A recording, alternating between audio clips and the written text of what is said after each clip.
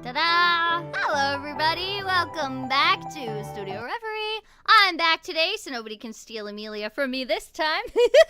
Not like she's even in this chapter. Anyways, today we have a fun chapter coming up. Just want to make a couple quick announcements before we bring on the team. Just so you all know, we do not have a podcast episode because we don't have any right now. So myself, Gold, Connor, and Wolf are going to try to do an Arc 7 podcast this Friday, because I should be caught up by then, I hope. That's my goal. So we are going to do that. So no podcast this week, sorry. We just don't have one. But we have content prepped and ready to go for the upcoming weeks. Excuse me. Other than that, we are starting with our recordings of Arc 7. Our edited chapters of Arc 6 are underway. Greenie is almost partway through Chapter 11. I think Common's almost partway through Chapter 12. And then I start my chapters very, very soon. So we're on top of a lot of things. There's a lot of things going on, a lot of wheels turning. This Friday, I'm going to roll out our Phase 2 recordings for Arc 7. And then we'll do Phase 3, and it's going to be week by week. We should have all lines in by the end of September for Arc 7. Or actually, I think mid-October with the timing. Yay! There might be the few odd lines that are extended, but we should be fully recorded for Arc 7 by then, I hope. All right, with those announcements done, also check out our friends on Reddit, the ReZero Reddit, also our friends on Discord, the ReZero Discord, as well as Studio Reverie. Duh, you gotta follow us there. Thank you so much, Magic Mimikyu, for the donation. We appreciate it. Hello, everyone. It's good to see all y'all again. New, old, all that jazz. We're going to chat with you guys for a few before starting this new chapter. A fan favorite. We're very excited. And let's bring on the team. All right, I turned them on before. Okay, you're live. You're live. Hey, hi. Oh, we live? You're live. Yup. Hey. We've been live for a while. Residual panic, the best way to come in. Yes. See, now I turn on your volume and I alert, regardless of what's being said. Good times. Good times, good times.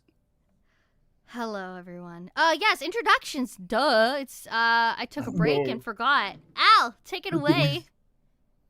Hello, everyone. I am Al. I am a narrator here, and I'm deeper in the basement. You'd think that it's just a single room, but it goes so deep. I'm getting shoved down further. I don't know what to do anymore. What is this? Pleiades Watchtower? It's like the basement from House of Leaves. I'm Connor. I'm one of the hosts of the ReZero podcast, your voice of Julius and Rom. And I'm the one with the key to the basement. And I will tell you, he's only dug that hole further himself. It's no one's to blame but he is. Yeah. We were here for it. I also wrote the first chapter tonight back up from scratch. So get ready for a good one. I'm happy about this one. Very good. Hooray! And I'm Gold. I am also, outside the basement looking in. I'm liking the shape of it. We really renovated the place well. I'm not sure what he's complaining about. The basement used to be much worse. Fuck. There's Right, black so- mold in here. I keep it clean. Okay, I guess it's my turn. Yes. Greenie here, one of the editors of Studio Reverie. Also now the resident of the basement, unfortunately. Fuck. You're in the car lot. Yeah. Moving basement. He's driving to the basement as we speak. Yeah, unfortunately. Back of the pickup to you. I would complain, but I have no energy to complain right now. Oh. I feel that. Good to He's see you, been Greenie. defeated. Hello, everyone. I am Carmen, the other editor for Studio Reverie, and I am also the voice of the lovely Maylee, as always. Hello, everybody. I'm Kyles McGiles. I'm back from banishment. I will be playing a very special character today who I'm very excited for you to see. And I will also be covering for Anastasia. Yay! I'm also an editor sometimes. Hello, I'm Sean. You may recognize me. I was here a couple weeks ago. I'm not even in the basement or even the house. So I'm like literally on the block. I might be narrating today, so who knows? Nice to meet you again. Yay! Hello, everyone. I am Aldi. I will not be narrating today because I have to be Louie and stand in for Beatrice. Yeah, you got lots of roles finally. You got Yes. lots of lines. Yeah. Let's go, Tealdi. Anything- Welcome back. Anything but Cruise. Anything but Crush. Yeah. It'll never be Krush again. Hired for Krush and now she's gone. Never say never, Tealdi. Never say never. Yeah, we can do a Discord read of something that has Cruise heavily featured in it. Yeah. Arc 1, or I mean EX1. EX1. Ooh. Yeah, EX1. The Hello, best names. everyone. Wolf here. I am your Subaru. I am also a co-host of the ReZero podcast, and I do love it over there. It's very fun. We've all united today. We're here. It's a sign. By the way, podcast gentlemen, I told everybody that there's no podcast this week because we don't have one recorded. But we'll probably do Arc 7 this Friday. Oh, shit. Oh, Yeah. sorry, Al. Sorry. His only entertainment in the basement is episodes. We'll of do the it ReZero podcast. soon, guys. We're That a was little bit me. caught up. That Things was are- you. That Oh, was yeah. me. Sean's That our was number me. one fan of the That was podcast. How Sean. dare I? Sorry, Yeah, I hear yeah. a loud Word. sound. I assume Syndrome. Al. We have Yeah. Oh, no, No, no, you no. have I was you have taken as episode aback now. as you were. You thought it was you. You Wait, are wait, a me? shapeshifter. I'm sorry, guys. We'll get back on it. We've just been busy as of late, as you could imagine. Yes, we It's, also yeah. we also need to dedicate a lot of our time to working on Last If stuff, which might take away from the podcast for at least. I'm writing it as we I speak. forgot It is Yeah, hard that's to what I write. thought. I bet. I bet. I'm writing it, and I'm like, how am I? These Yeah. characters. No. It's gonna be fine. I'm gonna do it. I'm gonna show it to you guys, and feel free to be embarrassed by what I wrote. You're Never. really That's all I'm good saying. at this stuff, though. I know I You am. It's He just wrote our easier. If you- ASMR scripts. You guys remember that? Only the real ones remember that. 'Cause God, I I archived do. those. Unfortunately. Poor Allie. Unfortunately. She was like, "Oh, Kyle's. Am I the only one doing this?" I was like, "No, Allie. I am too." And she's like, "Okay." I was shameless back then. I was shameless. Anyways, continue. Was? I ruined my I mean, line. I still am. Okay, but we have okay. You know Yeah, We'll what? cross to that bridge when we Well, get I'm- there. I'm forcing the segue. We have 2 good podcasts coming up. They'll be released not long after they were recorded. And we have some other stuff in the works too. Arc Right? 10 Yes. There we go. Oh yeah, I told them we're gonna do Arc 7. My reaction. Yes. Because I Arc 7 review. force my reactions all the time. Nobody cares, but I force people Really? to listen. I make a whole channel dedicated to it in our Discord Yeah. to listen to my journeys. They're great. Oh, thank Tune in you. on them. They're really funny to listen to when you have like nothing else to do. We could turn them into YouTube shorts. at some I You like- point. get to see the up and down, like You the got nothing else to unraveling. That's vaguely. I can't tell if that was kind or awful to hear. Yeah, that was very Let him have a kind of bit you. of Mal. rebellion. We'll leave it at that. this is his only form of rebellion. Honestly, Exactly. valid. I like listening to you in my spare time. Thanks. I appreciate it. I I wouldn't, listen during honestly. work. I despise listening to my own voice, but that's everyone's Me self-critic. too. Same. Yeah. Same. You get used to it. Feel it. I like it now. Okay, guess I'm the weird one. I Well, love you have a my nice own mic. voice. And a nicer voice. Hey, yeah, it's great to love your own voice. It's good to love yourself. Express yourself. That being said, You should chapter love time? yourself now. I mean, Now. I'm 22 and I sound like I'm 15 still. That's Yes, a- for all of you who just wanted No. for everyone who wanted to stop in and just say hi. Spoilers for Arc 6 coming up ahead. I've noticed a few of you were worried about that. Here's your warning to Yeah, come back in in, I don't know, like Everybody else kind 45, of 50 concerned. minutes. This is a long chapter, folks. I love that people come in and watch us for this stuff. I appreciate you guys coming by. Sorry for spoiling. How would you say it, Wolf? Here just for the bants or something? Just for the banter. Yes, Mhm. that is how I A bit would of say that. banter, innit? Oh my god. A bit of a banter. I play so many Just a bit characters that about- are mean to Subaru. I've learned how to do it IRL. Yeah, you were Method pretty acting. not a mean character. lately. I don't know if that's how that works. It's just method acting. He got too comfortable with us. Oh yeah, sorry. Now he meth- just yeah, abuses method us. acting. Look, that's not doing that is why I didn't get the role for Julius initially. And had to work my way up back He to it. trained himself Ah. hard. You weren't mean enough. Okay, so it's like, yeah, you're getting in like, you're getting practice in now. Took it too literally. You got the fucking roll, man. Tone it down. He can still only climb higher, to higher heights. You got the other roll too. What more Higher can I heights give to punch down on Wolf more. you? Literally. I don't need to climb a high height to punch down on I was Wolf. about to say, Damn. You don't Yeah, even have to go you up a literally height. got the you got the other roll that would punch down on Wolf. I got all of them. I currently have all 4 that will do it. That's I hope Wolf has an appetite for shoes. wow, jeez. I mean, you know, sometimes Why, in you're the in the UK, car park. it's tough. Real ones, no. You can't find It's food, cute. so you have to boil some leather, you know? It's cute that you think that's where my foot is going. Oh my. Without I further should have ado, lost it. let's move on to the chapter, shall we? Yes, Hooray! we shall. Fuck? The fuck? What the I'll be hell? traumatized for me. Time for suffering. Tissue warning for folks at home. Oh. What? Oh?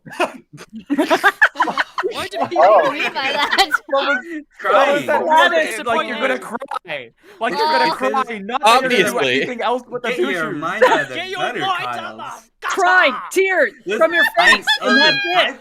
Oh my god. She has Like, lust- she Like, has come on, lust bro. in Even her if you brain. realize it, you didn't. Oh. Chapter! Who's Oh, fucking geez. reading it? I am, and you stopped me before I did. Oh, Jeez. You're a bitch. Hmm. Anyways. Oh. Okay, different can I brain. start now, boss? Do Fuck it now. you. Just go. Just go. Go, go, go, go, go. Arc 6, Chapter 61. Stand Up. A choice, a cruel one indeed, was eating at Natsuki Subaru. He could hear the slow, searing sound of something burning away deep in his chest. Whether it was his humanity, his faith in himself, or his feelings towards Natsuki Subaru, those and so many other things were being scorched away. With his hand at the girl's neck, while being mocked by the very girl he had pushed down, Natsuki Subaru found himself facing a moment that would decide his fate and the fate of Natsuki Subaru.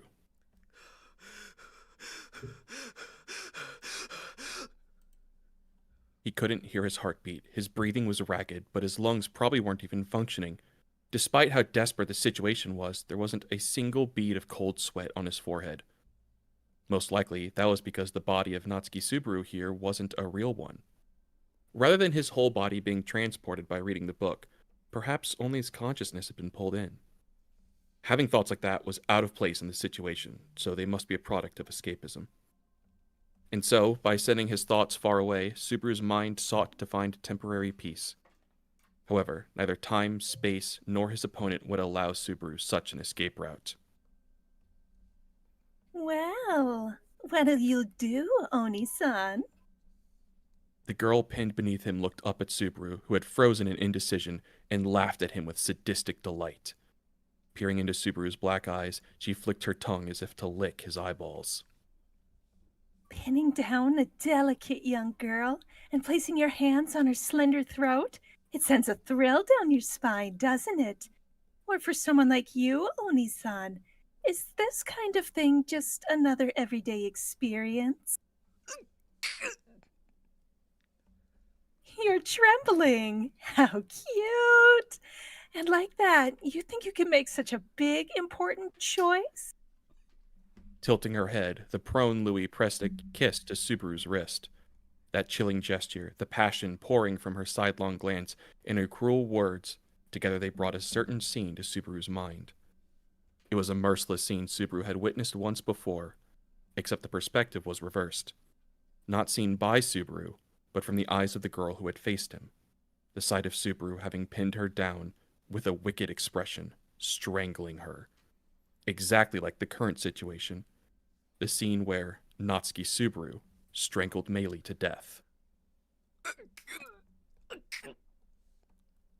The moment he realized how similar the scene was, Subaru's face, his entire body, went stiff. Knew it. So something did come to mind, huh? Don't fucking! We're not fucking around. If anything, you're the one who's not taking this seriously, aren't you? You should take yourself more seriously. Be sincere, be honest, and love yourself like you mean it. That's right. Love yourself. Come on, love yourself. Just like all those precious people you want to protect would want you to. You need to love yourself too, Oni-san. With a glib tone, those seemingly profound words slid right off the surface. Was she trying to make him listen? Or maybe that part of her that connected with others had never worked to begin with? Was it intentional or just her nature? Was she mocking him or trying to comfort him? It was uncertain. Everything about Louis Arneb's existence was uncertain. Uncertain. That's what she was, uncertain. Louis's words, her words, were like a leaf adrift on the water, without a steady foundation, swaying in unstable ripples. If only he could just conclude that everything she said was arbitrary, twisted nonsense. Would even this confusion start to clear? No. Just how dangerous would it be to consider having her words as the premise for his thoughts at all? If I do what you say, then things will turn out that way. What proof do you have of that? Proof? If I take back Natsuki Subaru, what proof is there that this version of me will vanish? There isn't any. There's not. There's no proof. None at all. Seriously, there isn't. I mean it. Still no, still none. Nothing, like I said. That's just how it is. Does that make you feel any better? It's just going around in circles, Oni-san. Even we can't speak of what we don't know. If we die, us or Oni-chan or Ni-sama, do the things we ate come back? Honestly, we never return something eaten by us, so we don't actually know. After all, we've eaten them, you know? Louis opened her mouth with an ah, bearing unusually sharp canines and a red tongue, showing Subaru the back of her throat, as if to flaunt that there was nothing there. If what she calls eating means stealing the memories of others, memories of someone inside someone else, then of course no physical trace would remain. However, Subaru felt the expression eaten them to be terribly weighty. So what'll it be, Oni-san? Once again, Louis questioned Subaru. Throughout their exchange, Subaru had remained around Louis's neck. He couldn't bring himself to squeeze, nor could he fully let go. All he could do was keep hurling questions at his own existence.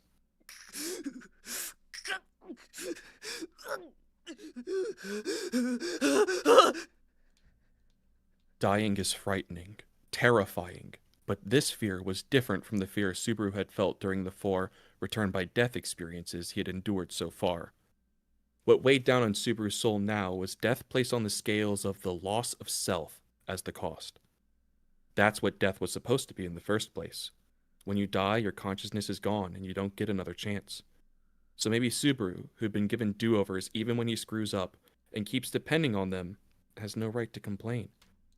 Maybe even having the option to disappear or not, and the time to agonize over it is already a luxury. But it was his own life. Having been placed in a situation where he had to decide whether to snuff out that flame or not, Subaru's heart cracked further with every passing second.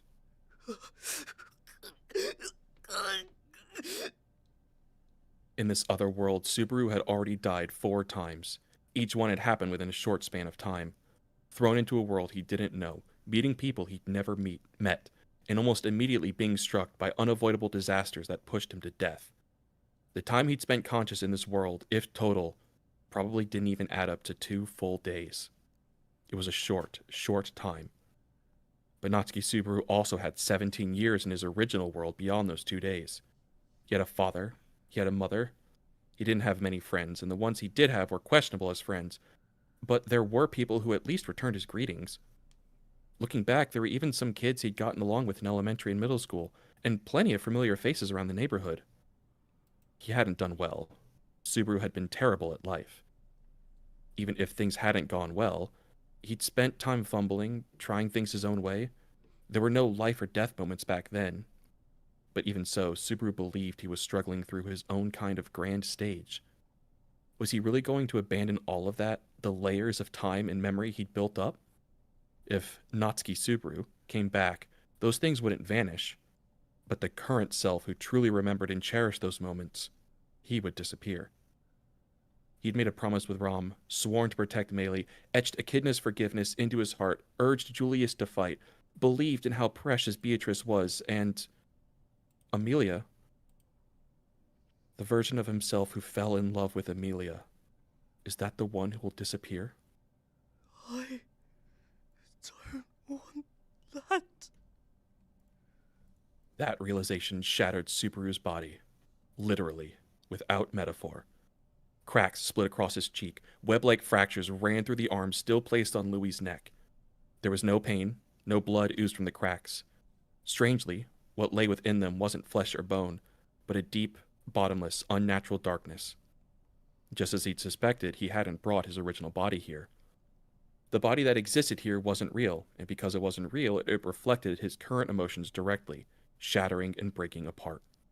The cracks widened and his surface began to peel away. If it had to be the shell of deceit called Natsuki Subaru that he had worn, as that outer shell flaked away, so too did his bravado. No! No! No! No! I don't want this! That's right. Of course you don't. He shook his head, desperate to deny the fear of death that loomed before him. No, the fear of losing. Why? Why does it have to be lost? This version of himself who just admitted that he loved someone, why does he have to disappear? I don't want that! Yeah, got it. We really do. We do get it. Totally understand. I do. Don't want this! It's Oni-san's life after all. So why should you have to hand it over to someone else? Everyone! I want to be with them! More! He wanted to be with them, with everyone, for longer. He loved them. He truly loved them. In less than 2 days, despite suspecting them more than once, trying to kill them, trying to run, drowning in paranoia. Even so, Subaru had come to love them. Right now, they were dear to him. If he stayed with them, if they truly thought he was important, then maybe, just maybe, he could come to like even the part of himself he hated. That's what he believed. For once, he could think about it and look ahead. It was the first ray of sunshine to finally shine into Subaru's life, which had always faced backwards. So why? Why should he have to give it up with his own hands? Something like that? I don't want that. Exactly. That's right. So then, what do you think you should do? I want to stay as me. Right. You, Oni-san, stay exactly who you are. That's the correct answer. You already took it once. It's like a game of musical chairs. Whoever sits in the empty seat gets to be king. And the one you pushed out? You gotta ask them to leave. You have to accept yourself. You should be shouting it at the top of your lungs that you're the real one. Come on, right? Right below him, so close she could breathe on him, Louis widened her eyes, shining with a blazing light, and roared. With the force of a beast about to bite. No, in fact, she actually did bite Subaru's wrist, the one still on her neck, etching the lesson into him with searing pain. Looking onto his wavering black eyes, Louis Arneb shouted. Admit it! Natsuki Subaru is the closest stranger you'll ever know! Her howl demanded he establish his own identity. It told him to stop entertaining such foolish thoughts as dying for someone else. Why should anyone ever have to sacrifice themselves for someone else? Especially not for someone who isn't you. Someone else using your name just to let them meet the people you love. People you'll never meet again. Giving away the time to live with them, those precious, irreplaceable days, just handing them over? There's no way he could accept something so absurd. Come on, kill! Let's kill! Kill him! Do it! If you kill him, just kill! Kill him good! Finish him off! If you just kill, wipe him out completely! Natsuki Subaru. Oni-san is the one and only Natsuki Subaru in this world. No one's substitute. The one and only Natsuki Subaru in this world. No one substitute. Holding hands with Beatrice, trading snark with Rom, making Melee puff up in a pout, being exasperated by Shala's shamelessness, sharing idle smiles with Echidna, watching Julius guard his back, receiving Patriché's unconditional love, earning the right to live with Emilia. If that is what it means to be Natsuki Subaru, then Subaru would choose that man.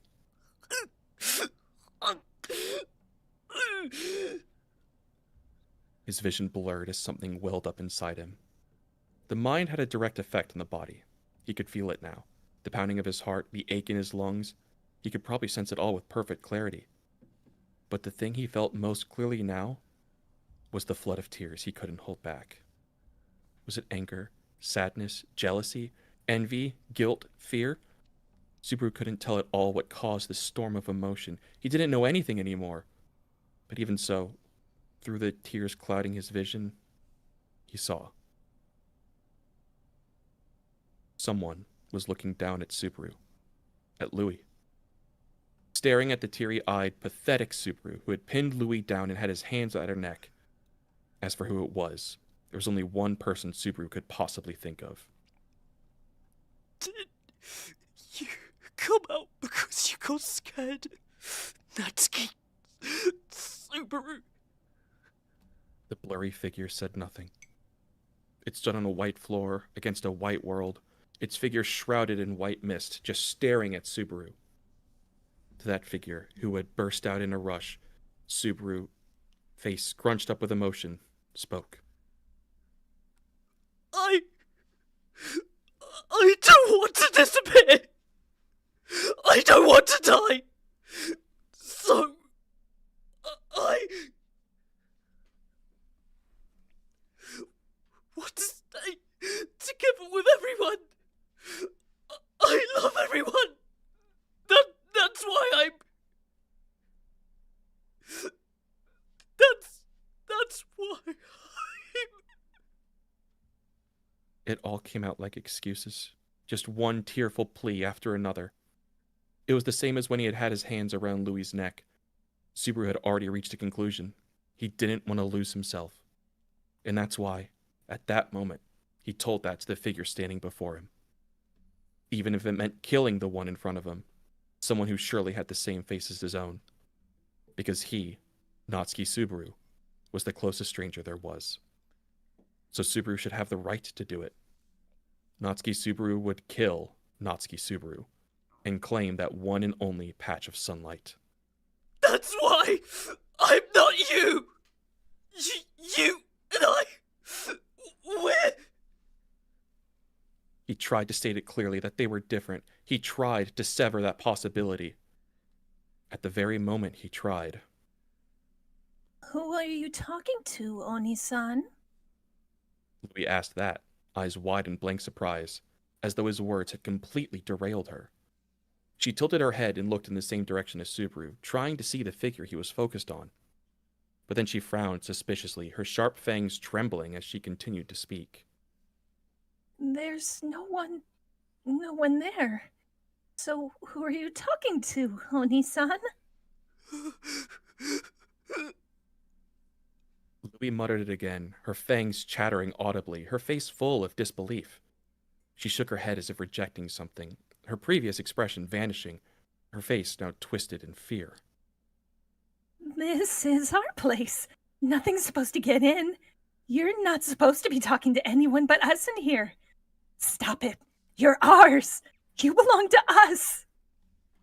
Even as Louis clung to him with those pleading words, Subaru's focus didn't waver for a moment. His consciousness remained locked onto the figure still visible in his field of vision. Through his tear-blurred sight, the wavering shape began to take clearer form. A silhouette he couldn't recognize at all, a person-shaped shadow. As the figure's outline gradually became clearer, to Subaru, it looked like they were smiling. He shook his head, blinked hard, and tried to get a clearer look at that smile. Why are you trying to choose just one or the other? A question was raised towards him. A voice he'd never heard before, spoken by someone who shouldn't even be in this place. A blue-haired girl, someone he'd never seen smile like this, was standing there, smiling. That smiling girl, who was still smiling, looked at the silent Subaru. Stand up! First words from her mouth. She shouted at Natsuki Subaru with the harshest voice in the entire world. Stand up! The voice struck the cracked Natsuki Subaru, beating him down, smashing him, pummeling him. Without mercy, without hesitation, her shout shattered Natsuki Subaru, widening the cracks running through him, as if claws had been thrust straight into his exposed heart. Stand up! The blue-haired girl raised her voice at Subaru. She glared at Subaru and roared at him, loud and fierce. She roared. She kept roaring. At the kneeling Natsuki Subaru, who still had her pinned beneath him, his dazed face now fracturing. Stand up! Her shout repeated. Again and again, without a shred of compassion or restraint, they beat down Subaru's heart. Why does he have to be hit with words like that? It hurt. It was agonizing. It was unbearable. It was heartbreaking. His heart felt like it could split apart at any moment. In life, being forced to make one brutal decision after another without any time to prepare, it's not something that happens often. And yet, he'd already given up complaining about how unfair that suffering was. So at the very least, he made a decision. So isn't that enough? Stand up! His whining, his stubborn conclusion, his heart that trembled in the fear of loss, none of it was acceptable to the girl in front of him. With unwavering rejection, she layered her words with strength. He'd made his choice. She could at least acknowledge it, right? At least pretend to understand his struggle. Isn't that fair? He'd agonized enough. So why is she still doing this to him? Stand up! She wouldn't forgive Subaru for choosing while his heart was still shattering. Stand up! She's still saying it? Why? Why is this voice, this girl, even though it hurts this much, even though it's so hard? Stand! Stand up! Who is this girl? Where in his memories does she even exist? They'd never spoken. He didn't have any memories of her. Who was she? What kind of person was she? He had known merely her appearance. They didn't have the kind of relationship that should ever be enough to hold him back. And yet, why? Why was his chest burning like this? Why was there a heat rising from deep within his chest? Stand up! Natsuki Subaru! Stand up! Ramsey Hero! The tearful voice of a girl he didn't remember, shouting at him to be a hero, made his heart tremble. It was so absurd, it made him want to laugh. But even so, Subaru's heart trembled with it all the same. The cracks, the fissures, continued to spread faster. That was, quite literally, the sight of Natsuki Subaru breaking through the shell of Natsuki Subaru. But what lay sleeping inside that shell had shifted, if only slightly, from what had been there moments before. No, if change is truly coming, then it began there. He crushed his fear beneath his teeth and stood up, just as he was asked to do. If you can stand, then go. Go and save everything. Everything? What was that? What did that even mean? It was way too unclear. What the hell did everything mean? Everything means everything. Everything, everyone. Yourself included. Even the closest stranger. What the hell did that mean? As if something like that was possible. Did she truly believe he was capable of that? Someone like him, so broken and lacking, wasn't able to even save himself. For the sake of the people Subaru loved, for the sake of the people who cherished Subaru, for the sake of the people Subaru wished to cherish, for the sake of his reminiscences with the people he did not want to disappear. Did she truly believe that this Subaru, who almost gave it up all for the sake of just one thing, was also capable of that?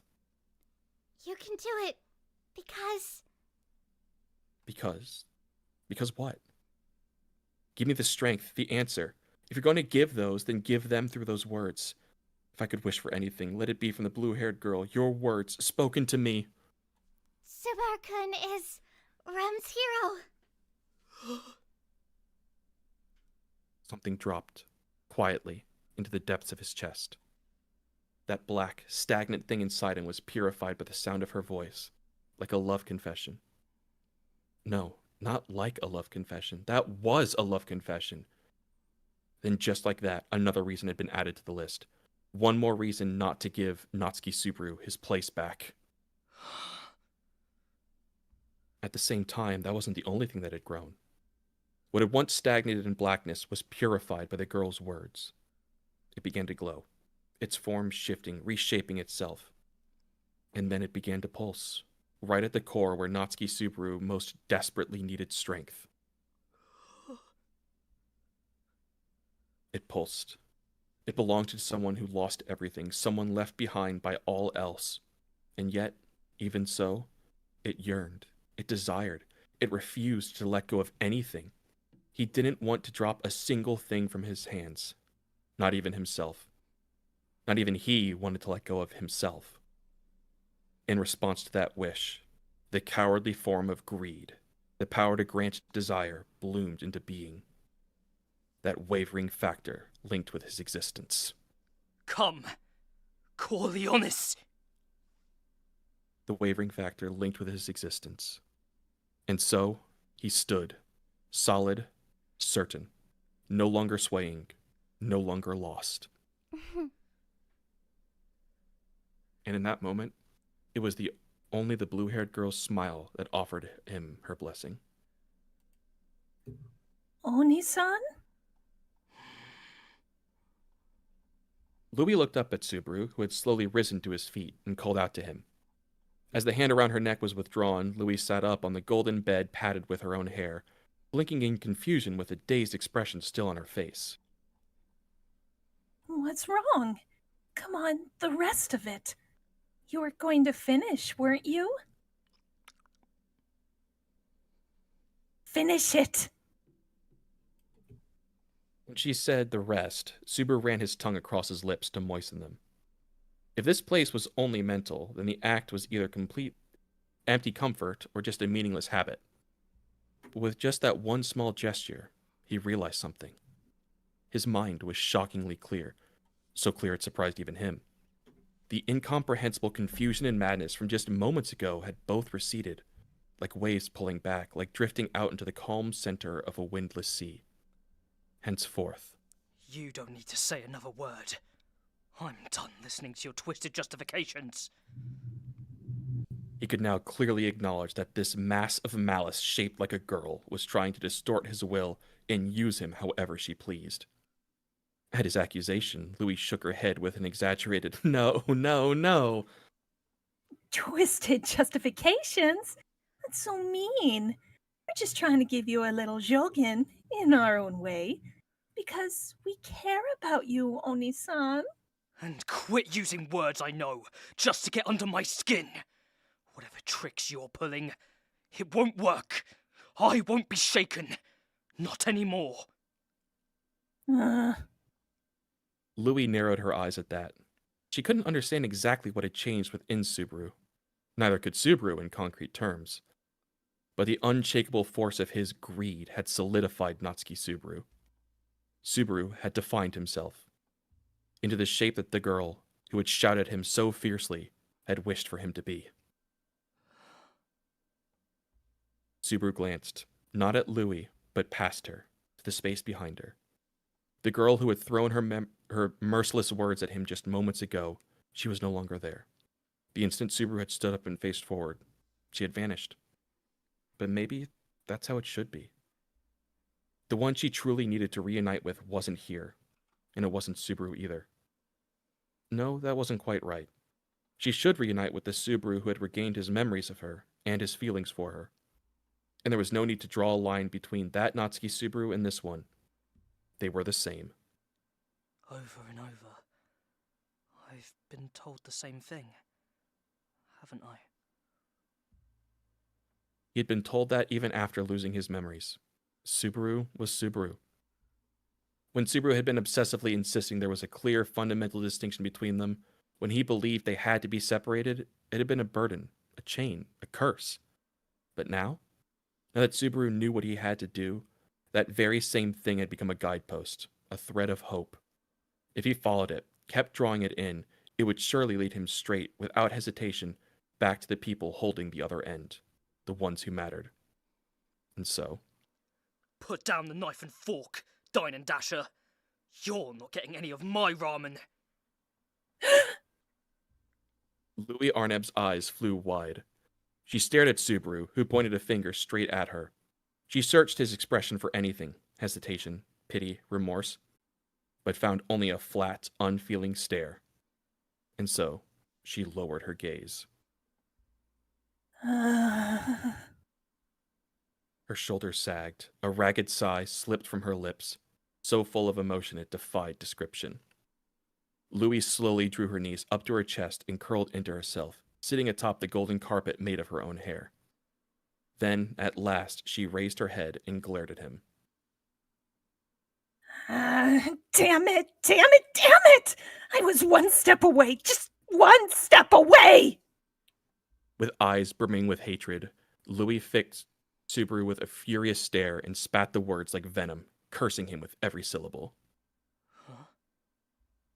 Just one step. So damn close, huh? Why? Why did it fall apart? Who tricked you, mister? Who got to you, huh? It was the voice of someone steeped in helpless hatred, like the dead soul from the depths of hell, envying the way the living bask in paradise above. With that voice overflowing with hatred, Louis continued. I was just one step away from completely tearing apart Natsuki Subaru and Natsuki Subaru! What? The hell? Why would you even try something like that? Because obviously you can't eat the same person twice! Huh? Drowning out Subaru's confused words, Louis shouted in a cracked voice like she was coughing up blood.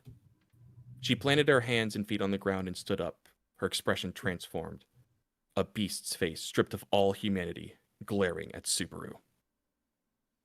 They had to be separate. The Natsuki Subaru I already ate and the one I left unfinished. They had to stay apart. I went through all that trouble, planned it all out, and it's all ruined. What a joke. It's not funny. Not a damn thing about this is funny.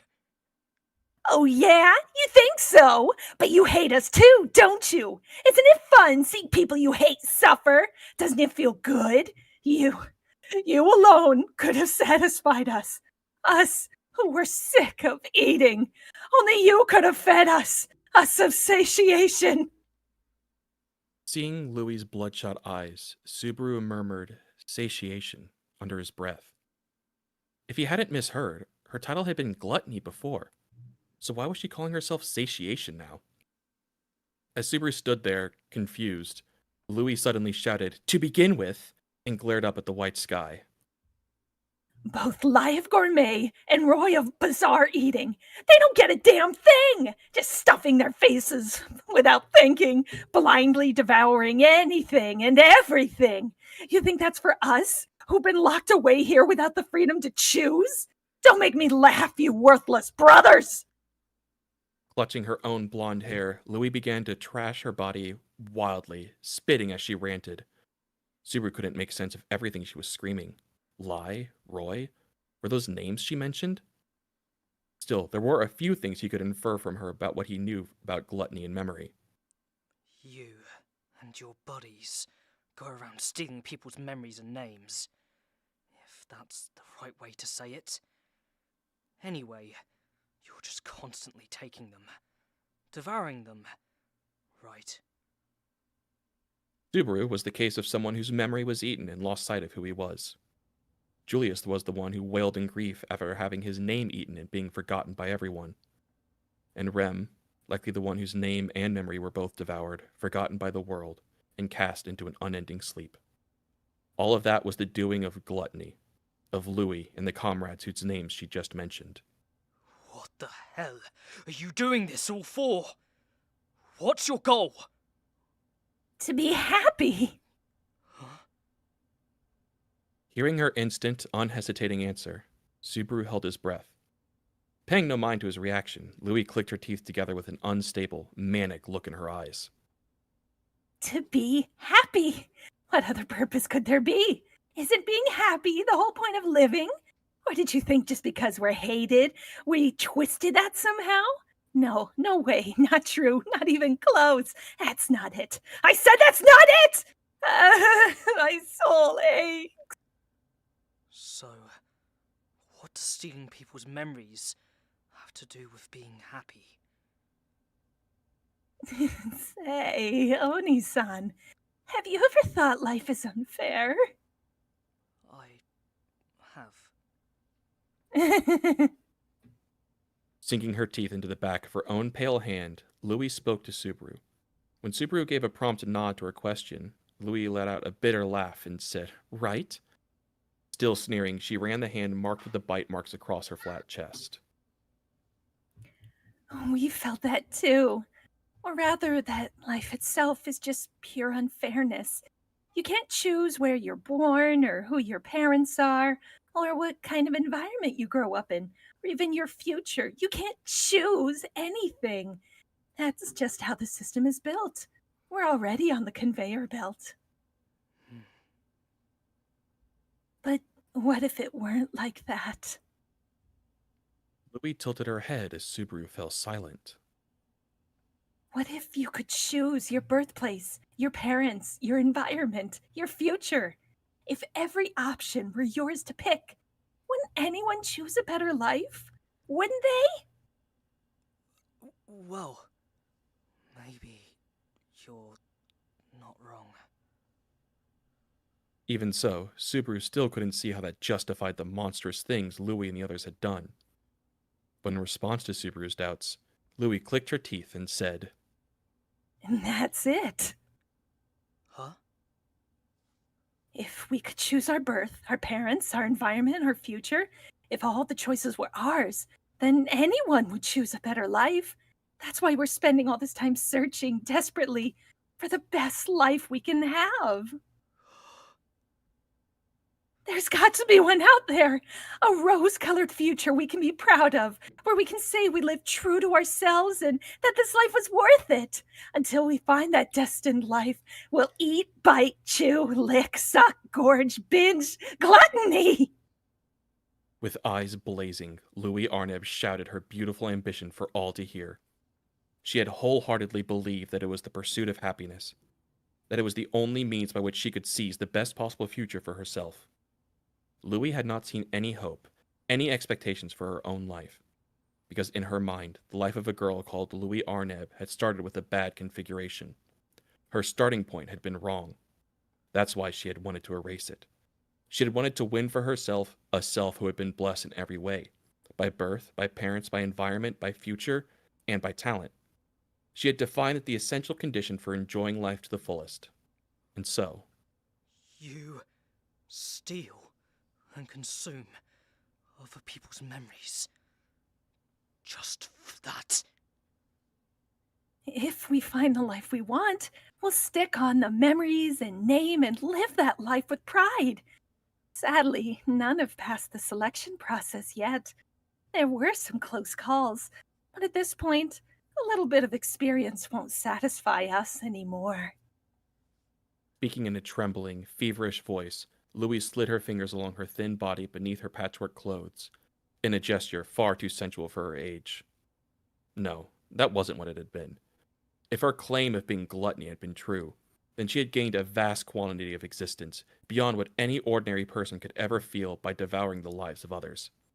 A glutton of life, who had savored and devoured the experiences of men, women, children, the elderly, even crossed the lines of race and species, to indulge in every kind of existence. Just as Louis had called herself, she had grown weary of consuming the lives of others. To someone like her, who had continued nibbling at only the tastiest parts of everyone's lives, all events had become ordinary, things that lacked novelty, boring and stale. But the more Subaru came to understand Louis' mindset, the more there was one thing he couldn't understand. You, the picky eater. Why the hell had you gone through all of these ridiculous steps just to take a bite out of me? Some kind of food fighter pride, where you couldn't stand leftovers. It wasn't some dumb reason like that. It's because Oni-san is our destiny. If he had taken her at face value, he would have been a fool. So Subaru had glared at Louis with anger and caution in his eyes.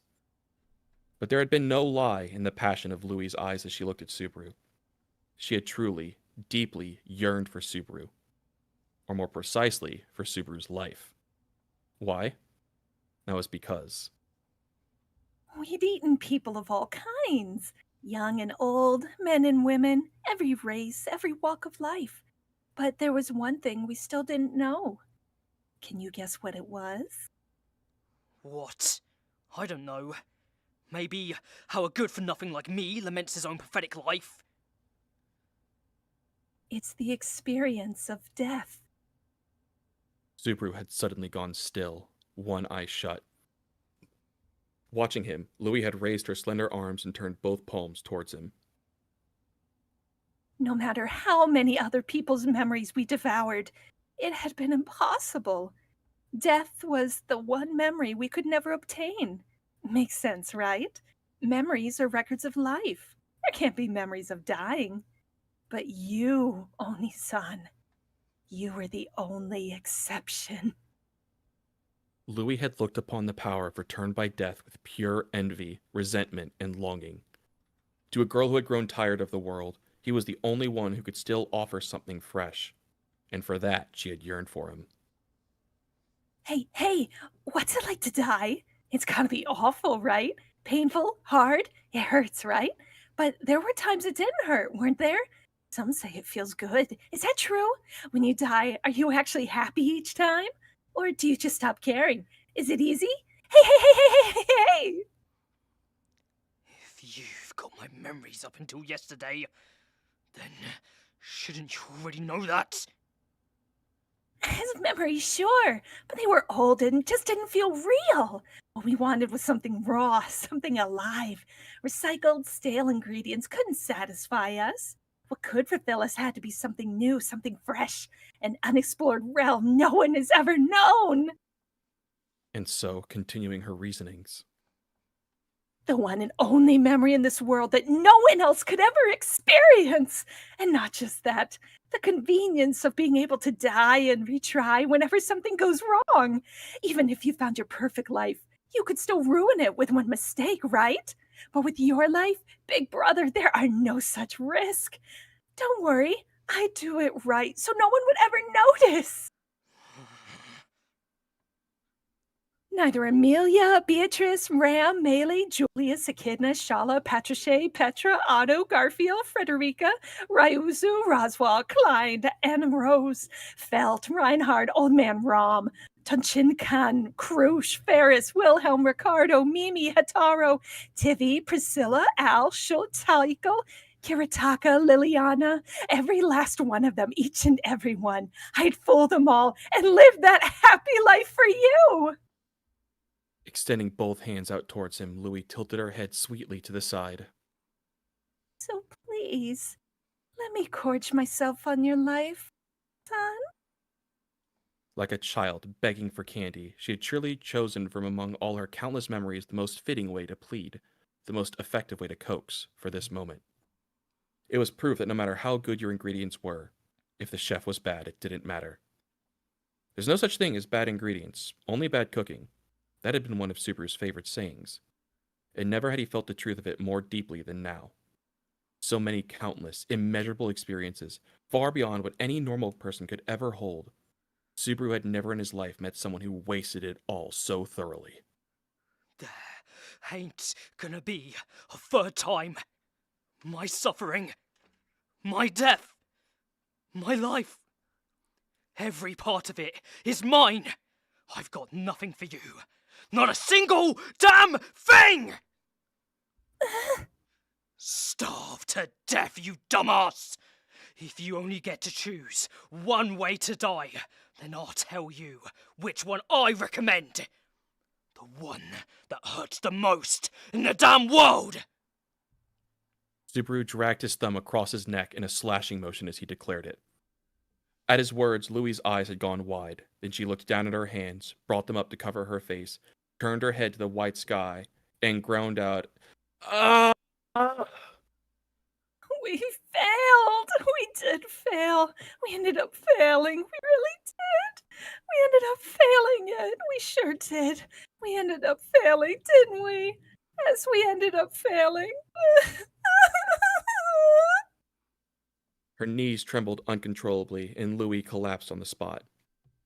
The fact that she was genuinely in shock was proof of how seriously she had tried to court Subaru. And since that line had been the result of that sincerity, there was no need to even mention how unhinged her mentality had become. As for Subaru, he had no reason whatsoever to drop his attitude of serves you right. Things won't go the way you wanted. My name is Natsuki Subaru, a name given to me by Kenichi Natsuki and Naoko Natsuki. That's all there is. I'm me. Even though it may get overwritten and disappear? I'll teach you a magic spell. That is that. This is this. The magic spell he had hurled at Julius, he now hurled it at himself. If he reclaimed Natsuki Subaru, then this moment Subaru might disappear. But maybe he wouldn't. Maybe there was a way to keep him from vanishing. Maybe he could find a way to share a single patch of sunlight. I'm the guy who barges into people's hearts with his shoes still on. I don't need to sit politely in a patch of sunlight. That's my answer. Cut your damn hair, idiot! Throwing those words like a parting shot, Subaru turned his back to Louie. He spared no caution for the girl slumped on the floor, clutching her head. Right now, getting out of this incomprehensible space mattered more. He had to get back to Amelia and the others as quickly as possible, and once again challenge Reed's Book of the Dead. In the first place, why was Reed's Book of the Dead even here? Jeez. Guess we got no choice but to leave the rest to Oni-chan and Nisama. Behind the pensive Subaru, Louis let out what sounded like a sigh. Hearing that, Subaru, who had his ear to the floor and had been tapping the ground, turned around. Louis was lying on top of her golden hair, covering her face with her palm and kicking her legs around. Oni-chan and Nisama. Those were the names Louis had repeated more than once. If Subaru's guess was right... Lai and Roy. Gourmet and bizarre eating. We can't get out of here. That's why, unless Big Bro and Elder Brother eat it, we don't even get to choose what we eat. That's why I asked. Asked? Chewing on the words that gave him a bad feeling, Subaru urged her to continue. The time it took for Louis's next words to come out felt unusually long. Eventually, as if tracing Subaru's growing anxiety, her red lips trembled, and... This isn't your first time coming here since last night, is it? That's why Oni-chan and Nisama, both of them, already noticed. They know exactly where you are. She made it clear that those two threats were now closing in on the Pleiades watchtower. Both of them are super interested in you, you know? And of course they are. You've had loads of experiences they've never gotten to taste before, after all. Damn it! You! That's so unfair. While Subaru trembled from what he just learned, Louis muttered those words almost absent-mindedly. Her seemingly random muttering, Subaru understood its meaning at once. Is this an exit? When Subaru turned around, a crack had formed in the white space behind him, and the other side shimmered beyond it. A clear distortion, an impossible spatial leap, had begun to occur within the place. It responded to Subaru's will, the will that he return to the library.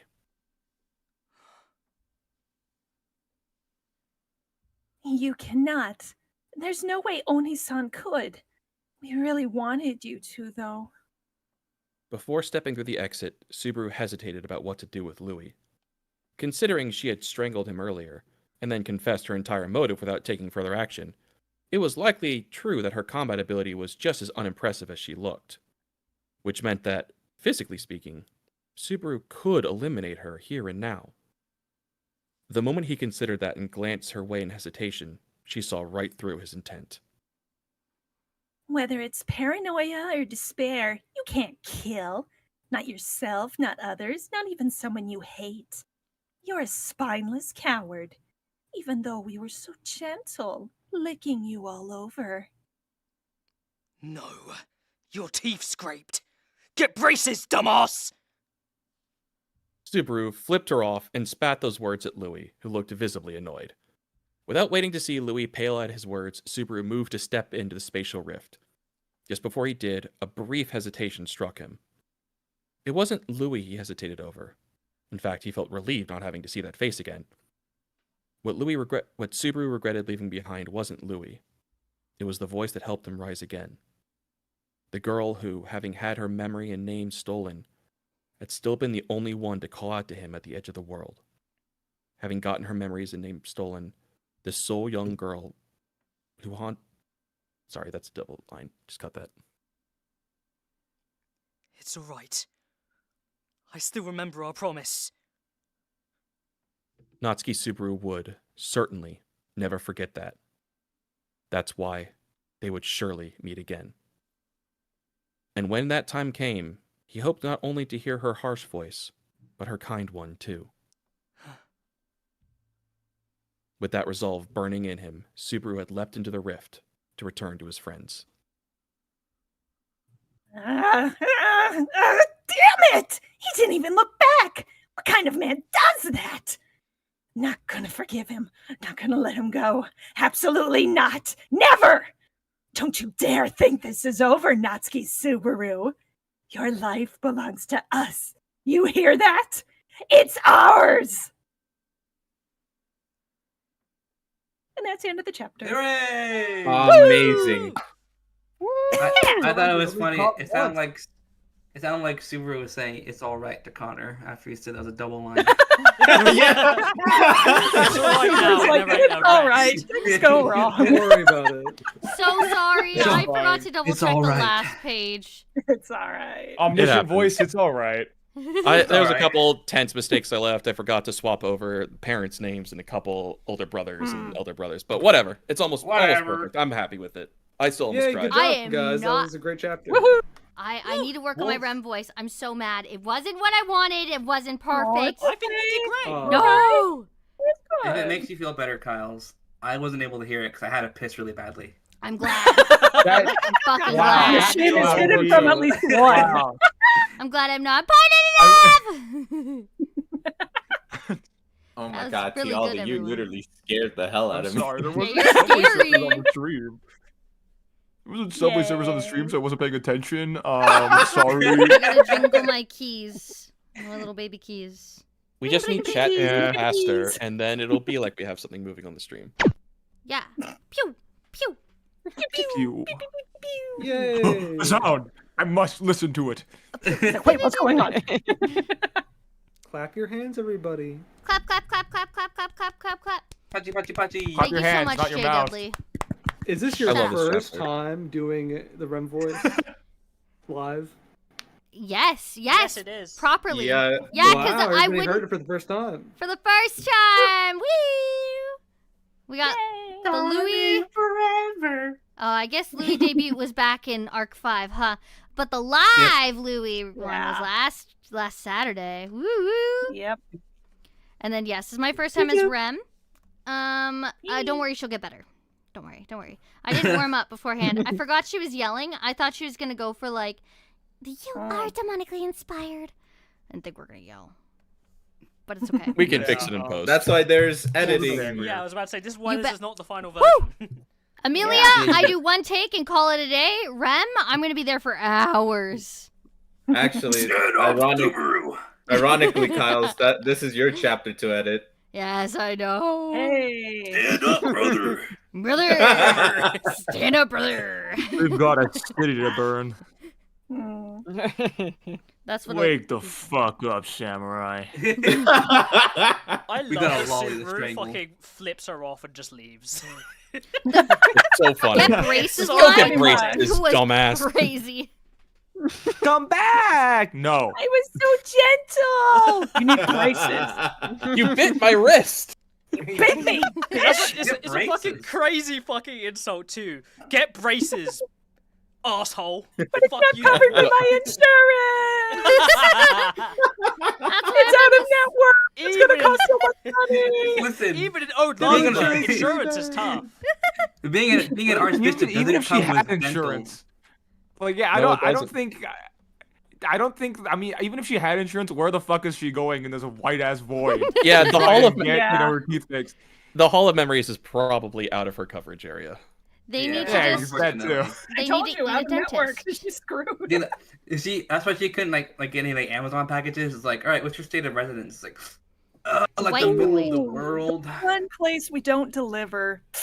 That's I'm rough. I mean, with the current state of their like medical, just being, oh, let's just use magic. I don't know if they're even gonna have Yeah. like dentists. So if you're born with shit teeth, you're probably fucked. Yeah. Yeah. Thank God Subaru isn't British. What the hell? That's crazy. Yikes. That is crazy. I'm gonna go cry in the corner. I mean nothing. Damn. By, No, I you mean don't have nothing time by for that. all. We got another chapter. Come back. I that's did so you. wrong. Cry. Teode's Imagine yanking my that. rope to get me back. Just like, get back here! No. You got more work to do! Back in Imagine the how basement. messed up it would have been though if you had come in like with braces. Like Super gets transferred first like with braces, and he can't get them off. Who's gonna Holy- take them off? That'll be Wrong fast return by death. Yeah. He just has braces on permanently for like the entirety of his That could life. be a I feel weapon. like it Just would like be a bits Phoenix, of them start it'd to just be a break Phoenix off. solution. Like Phoenix would just be like, okay, we're gonna rip them off and then we're gonna heal whatever damage is after. There you go. Yeah, Jesus just take out Christ. all of the teeth and have them all- regrow into I feel like place. Reinhard could do it. Yeah, probably. Oh yes, Yeah. divine Okay, protection of actually, yeah, never dentistry. mind. Divine protection of teeth. divine protection of dental surgery. Yeah. He can pick up any skill that he needs to by doing it once. So as soon as he takes off the Yeah. first one, he's a master at the rest of them. There you go.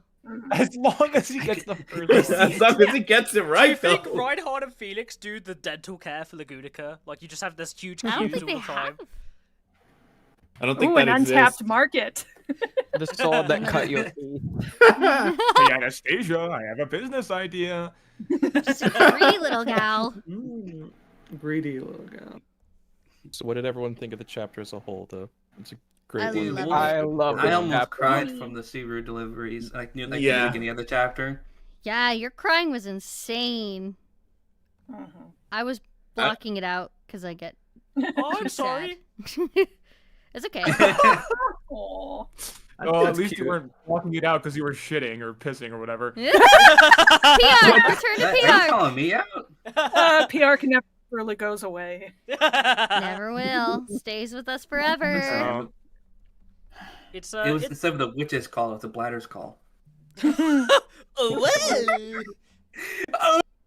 I would not want to run into Beetlejuice or Sirius in the bathroom, but it was so real.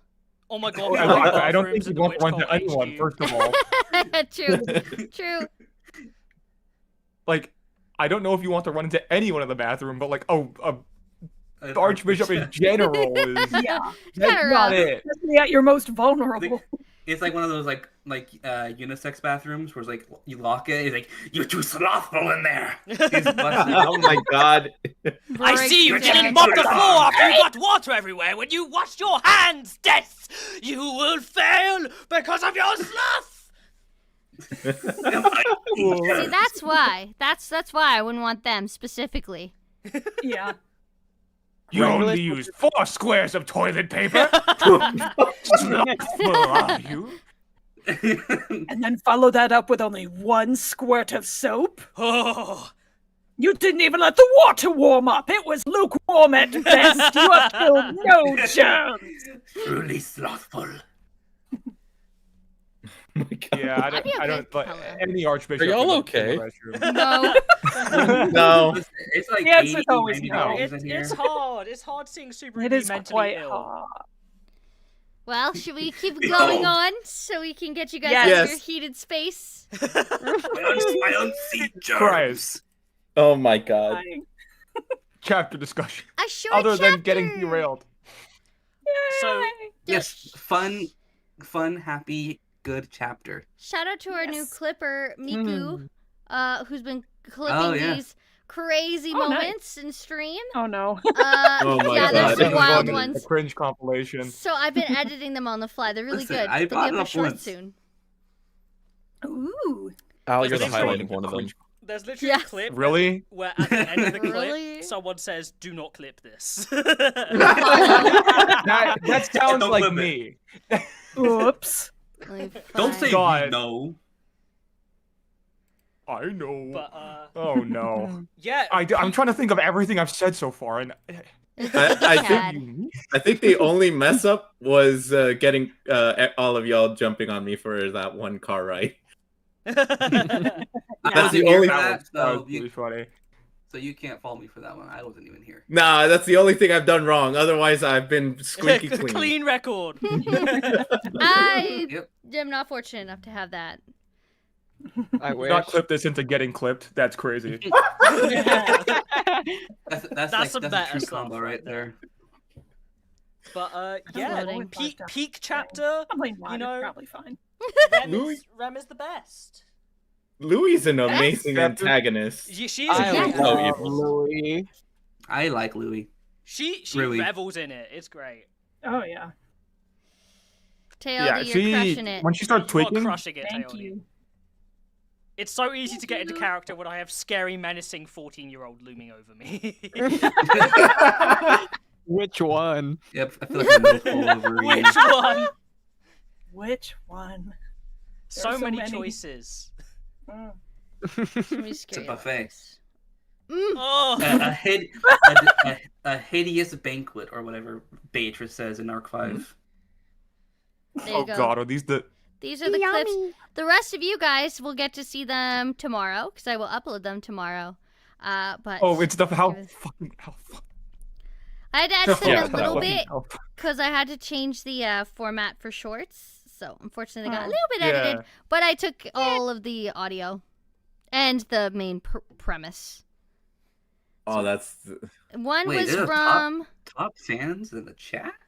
Arc 4, Chapter 1 to 3. Yeah, it's from Mark 4. And then the other one was It from is. our very first reading ever. At the very end of reading Chapter 3, and Conda goes and asks if spirits can fuck. I remember Jesus that one. Christ! oh Yeah, my god. oh. I Can forgot about spirits that. even fuck? It's a good. Oh, Sirius my doesn't God. care. And then Gold goes, we need to turn this off before it gets clipped. And the Hollow goes, yeah, before it And gets then I clipped. got clipped. Gets clipped anyway.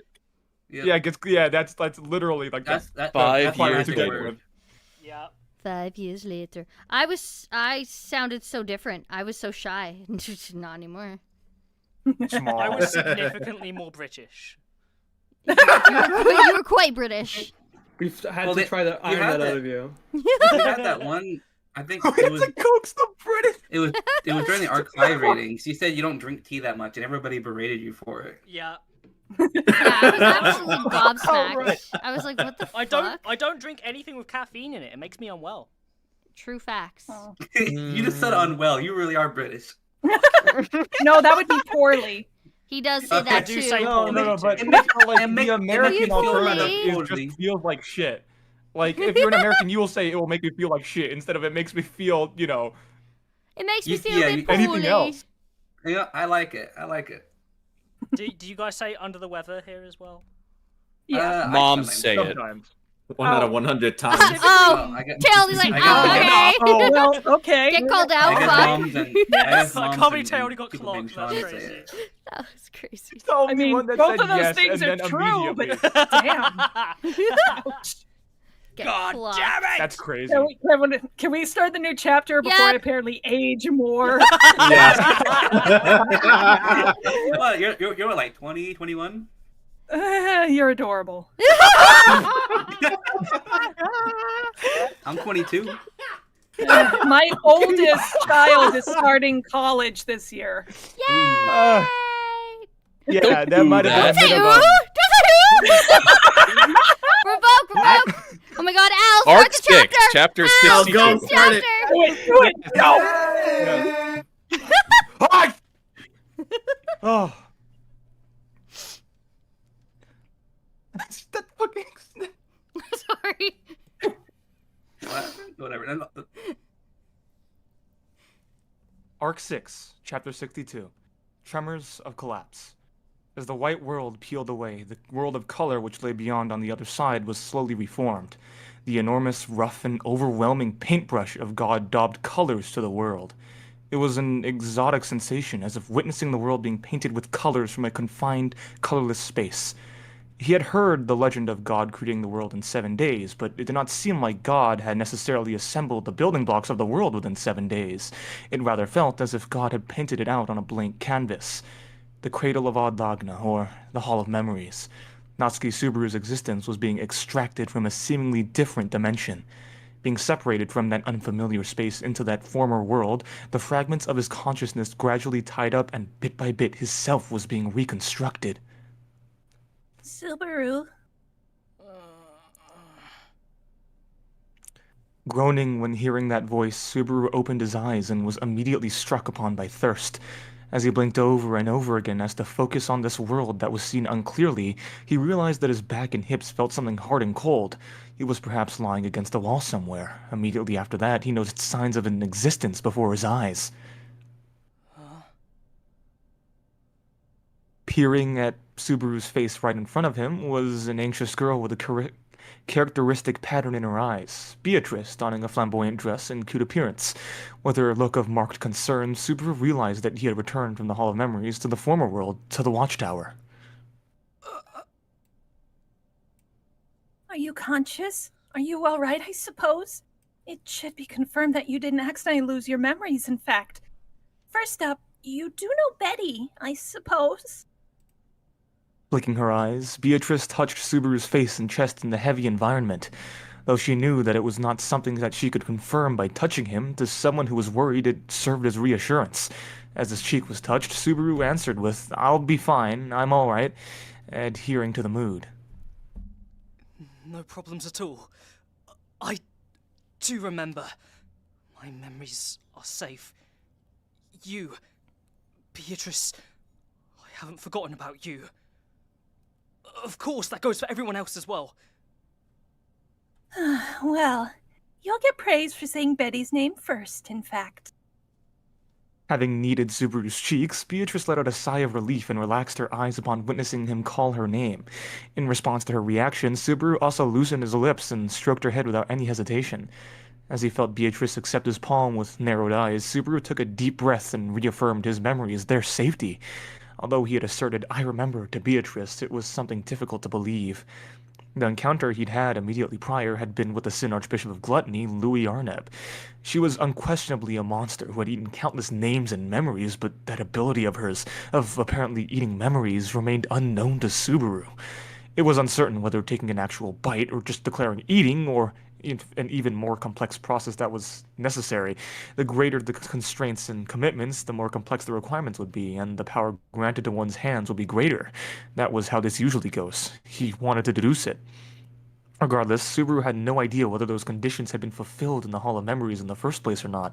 Truthfully, he had indeed been touched physically, he had been bitten in the arm and gotten licked. If those were the conditions, then he had completely been swept away by the atmosphere and been defeated. Therefore, the possibility of his memories being filled with holes like leaves eaten by worms despite showing no conscious symptoms was pretty likely, but... It's probably fine. The promises and feelings of love are all still within this heart of mine. His heartbeat quickened when he thought of Amelia, and he felt a desire to caress Beatrice upon being worried. It was proof that Subaru wished for the safety of his friends. With that, all his doubts disappeared from his mind. He need not proceed alone, at the very least, and he could never experience those horrors again as he had. Natsuki-kun, have you returned? A voice struck Subaru's eardrums whilst he confirmed mentally that his memories had not been lost. Raising his face, he saw Echidna, her light purple hair fluttering, with Beatrice beside him. After seeing her step up, Subaru made a belated realization. What about Amelia-chan and the others. Good. It seems you have not lost the ability to look around. Do you remember what you had been attempting to do up until now? Hearing Echidna ask pompous queries, Subaru glared back into her pale cerulean eyes and looked at the shadows he saw at her side. He comprehended that a few of his comrades were missing. It could not possibly be something cute, such as them hiding behind the various bookshelves within the library. Touching the thick black cover closed on his knees, Subaru exhaled. Right now, the members still present here were Beatrice and Echidna and Meili? Oh, Nissan! So you're finally up! You really had us on the edge! It seemed you overslept! Overslept, you say? As Meili reprimanded him with hands on her hips, Subaru scratched his head. Calming his heart down in some way, Subaru tried ascertaining the situation. He could not see Amelia, Ram, Julius, nor Shala inside the room. Only the aforementioned three were here, and all four of them appeared to be non-combatants. That situation was strange already, but what was further strange was... It can't be that I woke up right after opening the book, right? How long was I unconscious for? About an hour, I suppose. Until now, the books were finished in a few seconds. So there was concern whether something happened to Subaru, in fact. 1 hour.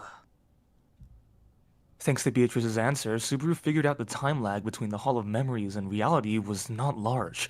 The challenge he faced now truly was different from what would have happened had he read the Book of the Dead normally. That Hall of Memories really did exist somewhere, and the time he spent there seemed to be real as well. He had encountered Louie, had his heart tormented, licked by Louie, and tried to strangle her throat and deny Natsuki Subaru, and was made to refuse that with gently harsh words. There was nothing wrong with the thought that all that time could have been some convenient dream seen by Subaru. However, it was impossible to ignore that fact that a finite amount of time had passed. Why are Amelia-chan and the others not with you? While you were, quite literally, immersed in that book, some abnormalities came up here as well, you see. The four not present here are going around dealing with them. Abnormalities? Yes. The first one to notice the abnormalities was Shala. It could perhaps be said that it was expected of the one who holds the position of defending this watchtower. Although the content she spoke seemed calm, her tone was not. Echidna responded to Subaru's words, her repressed sense of urgency leaking into her voice. With her hand, she pointed towards the entrance of the room, the staircase which led downwards. Shala said that something was approaching the tower from outside. She acted promptly after that. In order to confirm the cause behind the abnormalities, she rushed out, giving nobody the time to even stop her. The cool Onisan then went after her. Meanwhile, the silver-haired Onesan and maid Onesan went to see the sleeping young sister. So, that left all four of us in this place. To be honest, though it makes me feel a bit lonely, it was the correct solution. Especially in this situation. I don't want any of my friends to have their whereabouts unknown. Responding to Echidna and Meili's report, Subaru sighed in response to the situation of utter disarray. Subaru was thankful to Shala, who noticed the concerning matter, to Julius, who followed her, and to Amelia and Ram for their actions as well. If the body of the blue-haired girl, Ram, could be safeguarded, then one of his sources of worry could be quashed, in the face of the emergencies that would hereafter come to pass. That reaction.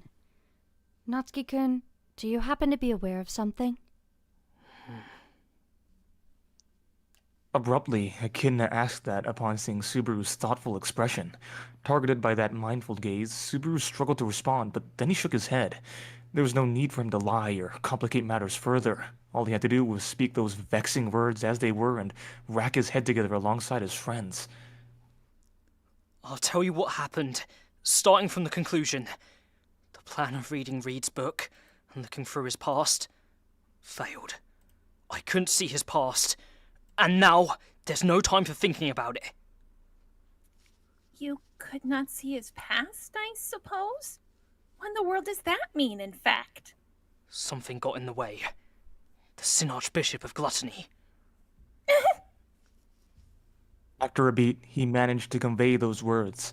Hearing the words that came from Subaru's mouth, Beatrice blinked her eyes in astonishment. Though Subaru had first heard of the expression Sin Archbishop from Louis, it was perhaps not the same for them. Though it is quite difficult to conceive, the Sin Archbishop of Gluttony being in the book. Saying that they were in the book was room for doubt in this situation, but are they really in it? Echidna furrowed her eyebrows and folded her arms, pondering with a strained face.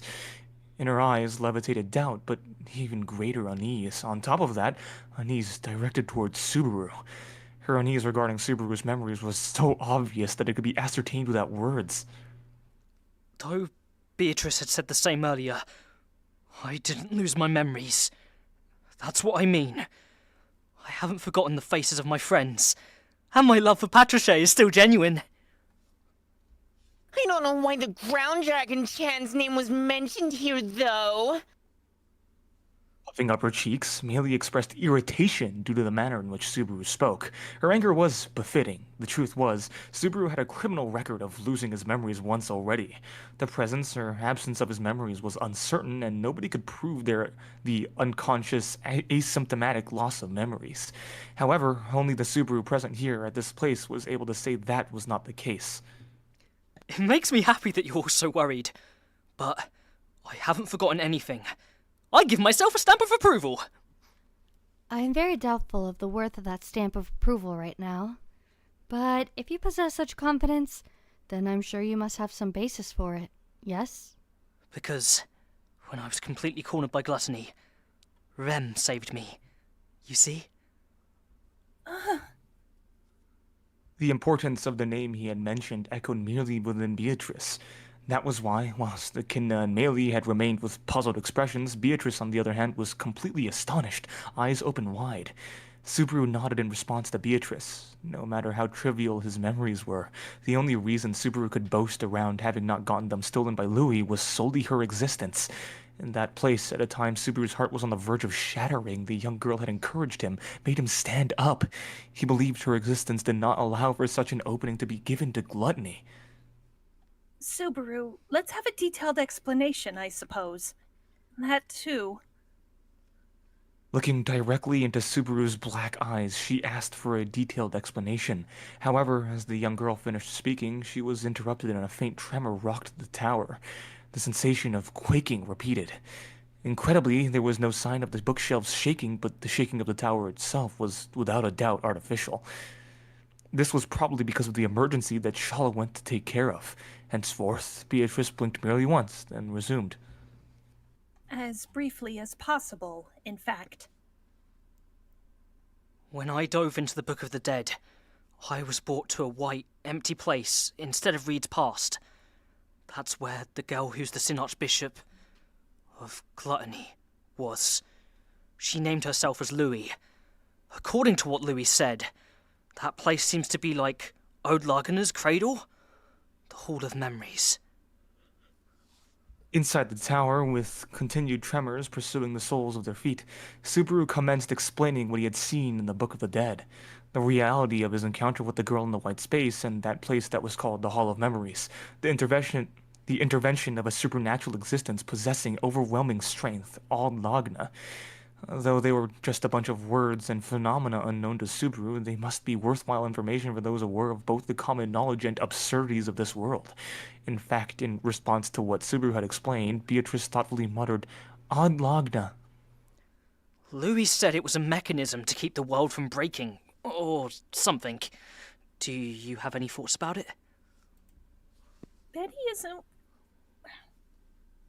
well learned regarding that either, I suppose. But just that it is the core point of this world.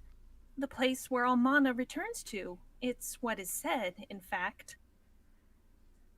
Shaking her head in response to that question, such was Beatrice's answer.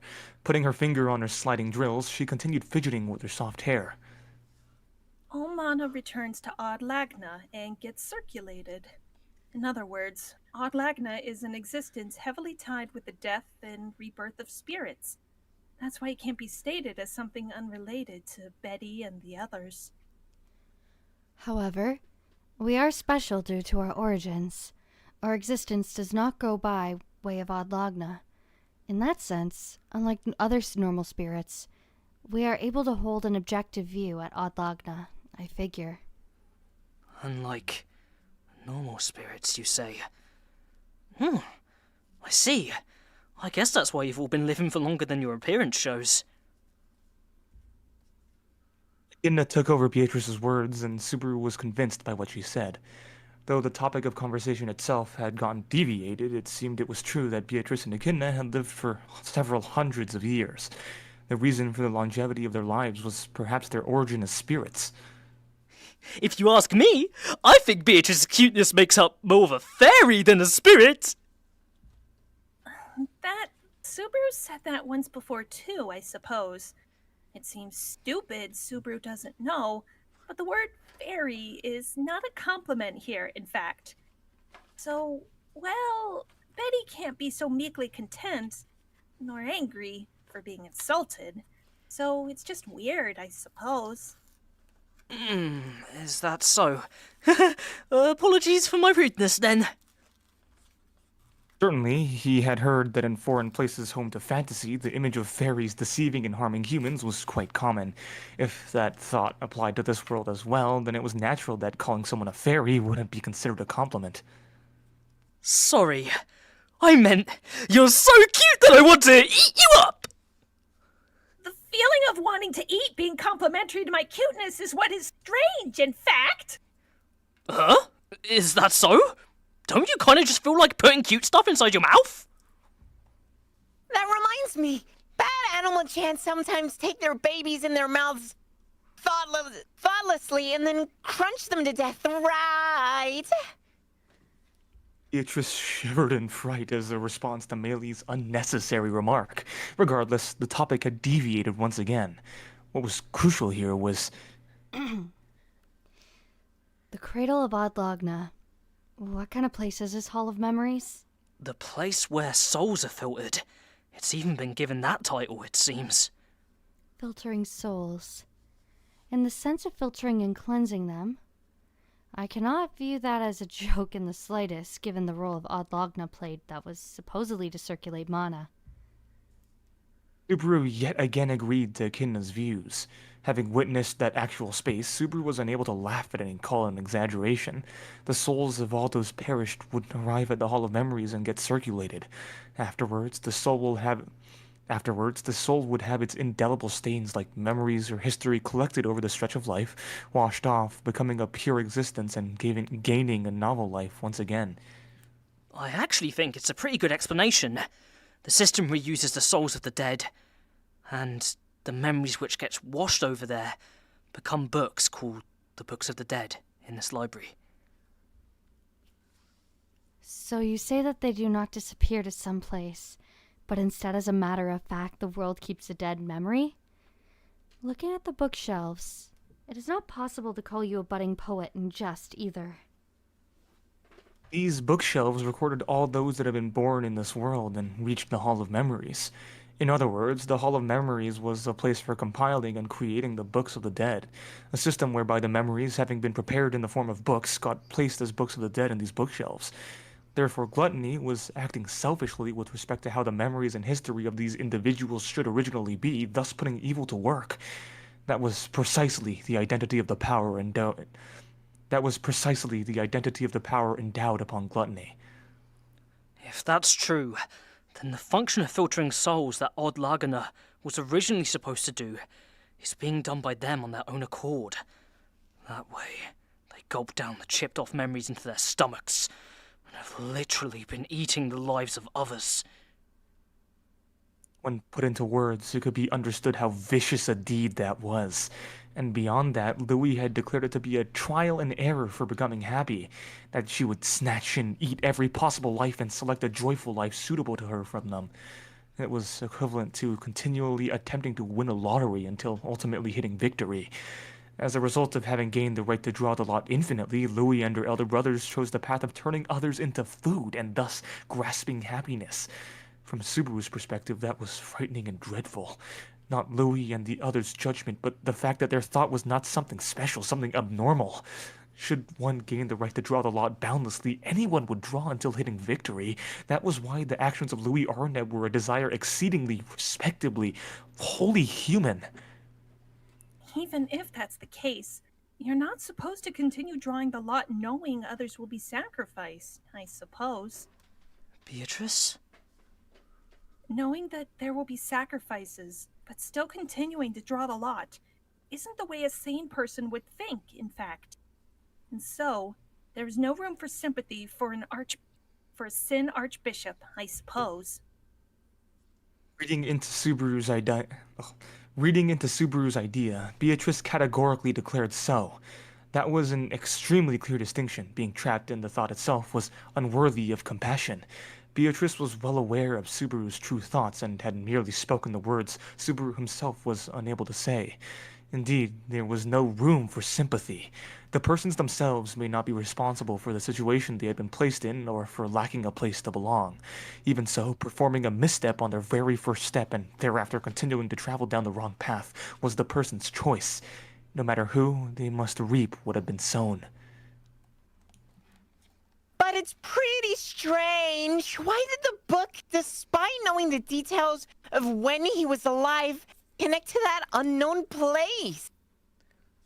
That's because the soul of a dead person was recycled in the Hall of Memories.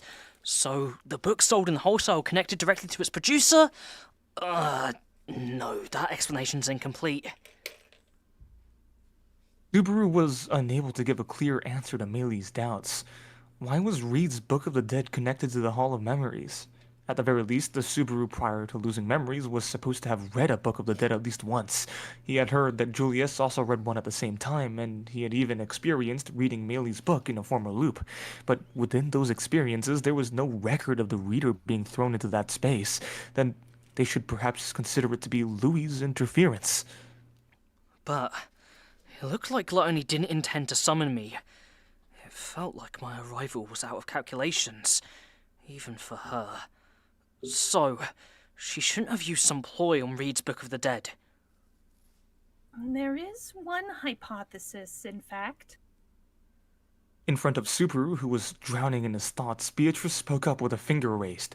Looking at her fingertips, Subaru urged her to continue with hypothesis. Tell us, what possibilities can you think of? The books of the dead in the library record the memories that get stripped away from souls in the Hall of Memories, I suppose. The normal mechanism is to read them in the form of a book. But what do you think will happen if that record is used for other purposes, in fact? Using the memories of the dead in a way other than the books of the dead? But how else can they be used aside from being books of the dead? Ah, I see. Is that so? Intelligent indeed, Beatrice. Subaru furrowed his eyebrows with doubts on his head in response to Beatrice's words, but Echidna interjected with seeming comprehension. Not just that, following up with Echidna, even Meili put her fingers on her mouth and said, "Oh, right!" Could it refer to that? Wait! Don't make a face as if you understand! You really hate losing, huh? It's nice finding a new part of yourself in a way like a child, but just honestly saying you don't understand what you don't is perfectly forgivable, given the position you're in. Isn't Onisan the one here who hates losing, huh? Even if I can properly understand when I put my thoughts to it and say that I do, the redhead Onisan above is like that, isn't he? Brushing Subaru aside with her hands, Meili confirmed with Beatrice. Subsequently, Beatrice let out a sigh. Meili's idea is correct, I suppose. Reed is like that, in fact. That means? Reed's past cannot be referred through his Book of the Dead. And that is because there's no record of Reed Asteria actually in it. Reed's record right now is being used differently. In order to reconstruct Reed Asteria in this tower as an examiner. Ah! Hearing Echidna's explanation, Subaru finally came to understand as well. It was convincing, if that were indeed the case. It did not contradict at all that it happened. It did not contradict all that had happened as a result of Subaru reading the Book of the Dead. Reed's memories are being utilized not for being read, but for reconstruction, I suppose. It can be conjectured why Subaru couldn't read them earlier, in fact. Along with that, it also explains how the me of yesterday got his memories eaten by Louis in the Hall of Memories. It was beyond doubt that the Subaru who had been there until yesterday had noticed the same strategy for defeating Reed as the Subaru who was present now. And as a result of trying it out, he had read Reed's book in the library and was sent to that white world as well. The truth was, Louis herself had said that this had been her second time meeting Subaru after the previous night. She had eaten Subaru's memories upon their first contact and tried to consume even the leftovers when they had met the second time. But if you take that into consideration, then this book can never be used as a Reed strategy guide. No, forget that. This is a dangerous book that would send you straight to an unwished one-on-one confrontation with gluttony. I suppose so. Regardless, though unexpected, it is fortunate that we figured out the reason behind Natsuki-kun's memory loss. Taking memories away was not the function of the tower, because for the moment, the tower likely did not aim to create a trap which led to contact with gluttony. That's... well... I guess that's true. It was unknown whether the creator of the tower had assumed that it would take someone to an instant death trap. It was perhaps only incidental that it ended up like this. That was what Super would prefer believing. Otherwise, the personage who had prepared the tower's facilities possessed an extremely destructive way of thinking, or perhaps possessed a personality nasty like that of a devil. Though Subaru had no memories of it, Shala referred to them as Master and claimed them to be the same person as Subaru, so he currently feared damage to his reputation caused by gossip more than anything. Reed was reconstructed, and the book was empty. That was why that Book of the Dead connected directly to Odlagana. Is that right? That's the only hypothesis as of now, I suppose.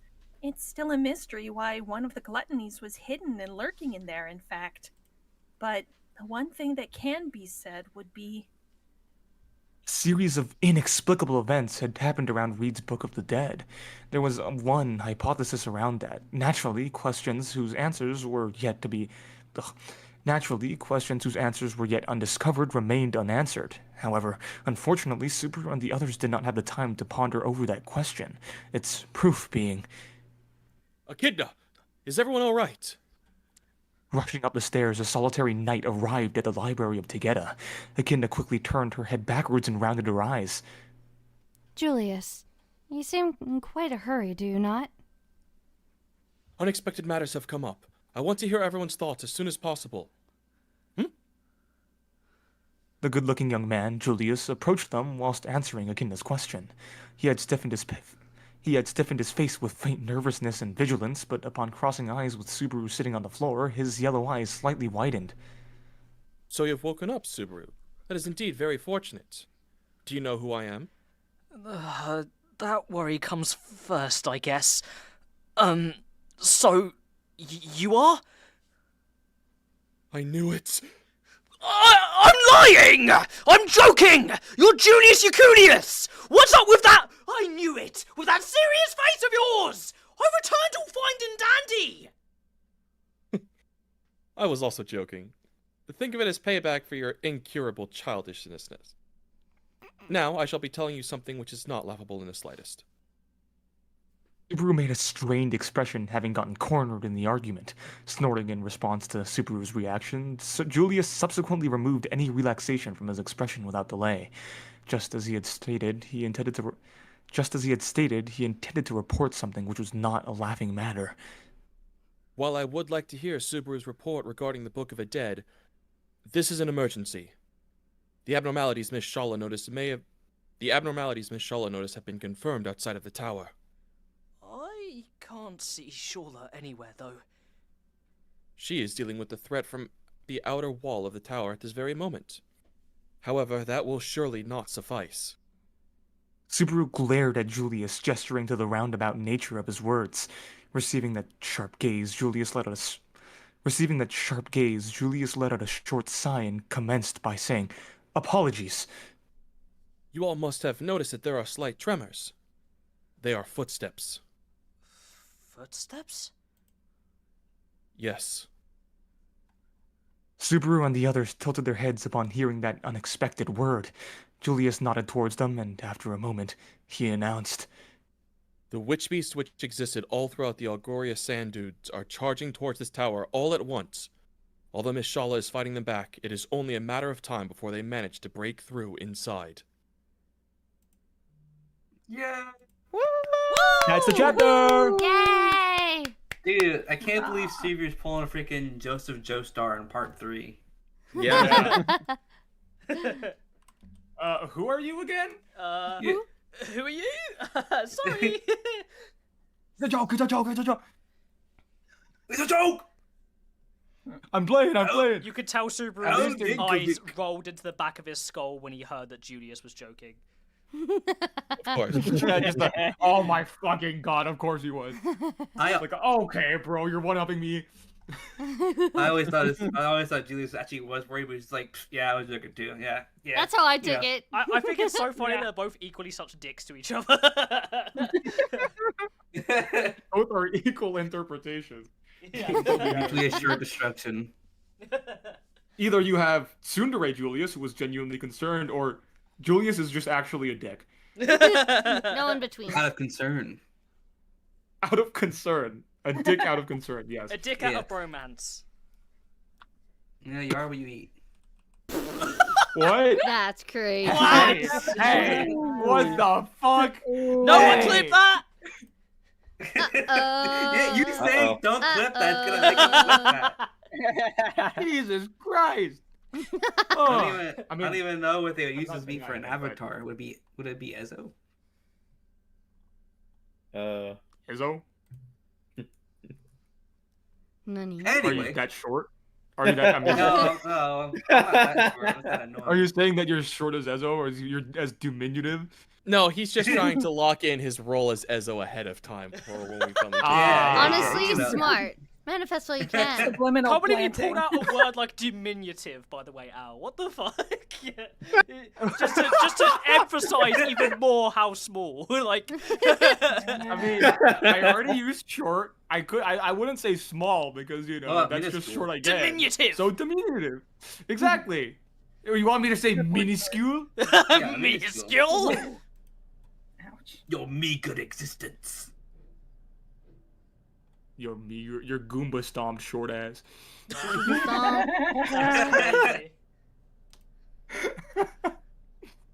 Jeez. I mean, Subaru set up though. It's the we're so back part of Arc 6. Yeah, we're so back. No, Except there's loads of threats there. approaching.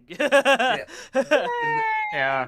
We're getting to that part in Arc 6. So, like in the midst of It's So Over, we found our We're So Back. I mean, like, So literally bad. just the last chapter, or in the last chapter before that alone, it was already It's So Over, We're So Back, It's So Over, We're So Back. Yeah. It did go back and forth a lot. It just keeps more overing and back and There's a You know what? I think I've got this. I'm gonna go read Reed's book. Okay. Again! Do it again! Hello, Louie. It's so fucking over. It's so fucking over. Hey, Rem. Oh my god, we're so back. We're so back. Rem, I'm sorry, Rem. I have to leave you behind, but I will be so back, though. Come on. It's I will be totally so okay. back. I'll come back. I'll come back for you. It's just Rem You know, screaming, sure as "Take me hell- with you!" No! You know, sure as hell, if Subaru had his memories in full, he'd be like holding on to Reed's book as like, if I use this, it'll give me a shortcut to try and get to Rem. Hell yeah! It's like the was it Interstellar where the guy is like watching his own past, he's like smacking on the window like, don't do it, no. Yeah, that's Interstellar. Yeah.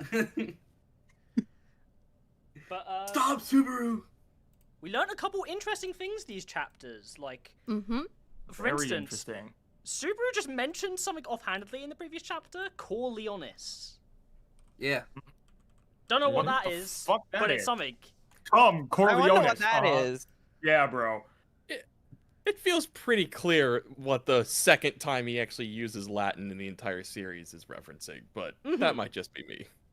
Yeah, No, and it's then, pretty you know, clear. referring to something I inside would of think. him. When else does he use Latin?